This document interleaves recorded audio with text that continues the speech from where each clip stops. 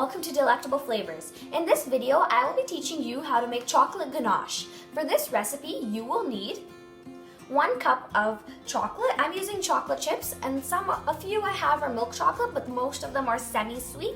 And I also have 1/3 cups of heavy cream. You need to have that ratio, 1:3 ratio, meaning 1 heavy cream to 3 chocolate. You can also use dark chocolate or white chocolate, depending on what color drip you like. If you use white chocolate, you can color it to have a colorful drip.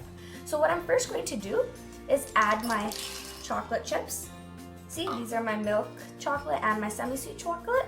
And I'm going to microwave this in 30-second intervals, and you're going to keep doing that until you have a non-lumpy consistency.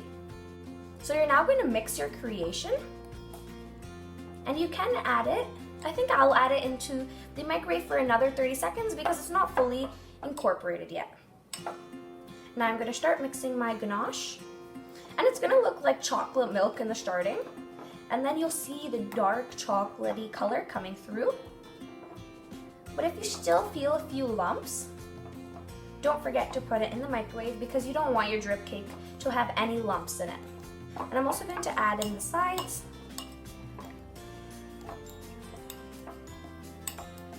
I can still see a few lumps, so I'm going to put it in the microwave for approximately 20 to 30 seconds more. But don't forget to add more or less time depending on your microwave because every microwave is different. So I've just put it in the microwave for 15 more seconds, and I've got this beautiful silky consistency, except there are some lumps attached to my fork. So just with the heat that's left in the bowl, I'm just going to mix it up. And this is amazing on drip cakes. And if you are trying to make more, let's say you have a bigger cake, you just need to increase the ratio.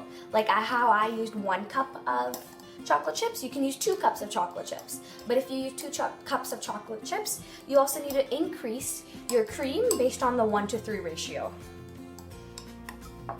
So my ganache is very silky, and this is the consistency you want it to be. But if you're not sure if it's the right consistency, just put it in the microwave for another 15 seconds.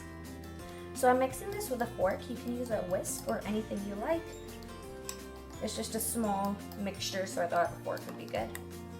And now my silky ganache is now ready, and what I'm going to do is let it sit and then put it in the fridge for 5 minutes before I put it in my squeeze bottle to squeeze on my drip cakes. If you do not have a squeeze bottle, do not worry. You can also use a spoon to spoon it on your cake. And it is very important to let this cool, otherwise the ganache will melt the buttercream off your cake. Our ganache is now done. If you did like this recipe, please give it a big thumbs up, and do not forget to subscribe to our channel for a new recipe every week. Till the next recipe, bye-bye.